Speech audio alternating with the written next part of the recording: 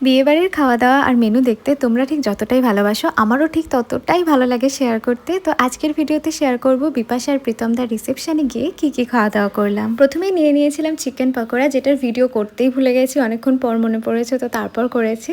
তারপরে খেয়েছি কফি, আর এখানে ফুচকার স্টলও ছিল। আমি তো ফুচকা ভালোবাসি না, তো সবাই খাচ্ছিল বলে আমিও একটা ট্রাই করে দেখলাম, বেশ ভালো লাগলো খেয়ে। এরপর বসলাম রাতে ডিনার করতে 11টা 10-15 নাগাদ। প্রথমেই আসলো লেবু, তারপরে মাটন কন্টিনেন্টাল রোল আর তার সাথে ধনেপাতার চাটনি। এরপরে ছিল মশালা কুলচা আর তার সাথে ছিল চানা পনির মশালা। নান বা কুলচাটা আমার খুব একটা ভালো লাগে না, তো আমরা হাফ করে খেয়েছিলাম। এরপর চলে আসলো ঝুরি আলু ভাজা, সাদা ভাত আর মুড়ো ঘন্ট ডাল। তারপরে চলে আসলো দই কাতলা। দই কাতলাটা খেতে আমার ভীষণই ভালো লাগছিল। আজকে আমার শরীরটাও একটু বেটার আছে, তো খেতে বেশ ভালো লাগছে। বিয়ের দিন তো সেভাবে খেতেই পারিনি।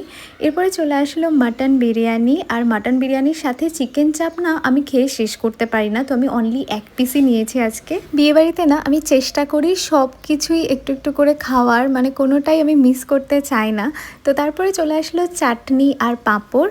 এরপরে এসে গেল ভাপা সন্দেশ আর মালাই চমচম। আইসক্রিম আমি আর খাইনি, আর তারপরে খেয়েছিলাম 1 cup cold drinks. So that was it for today.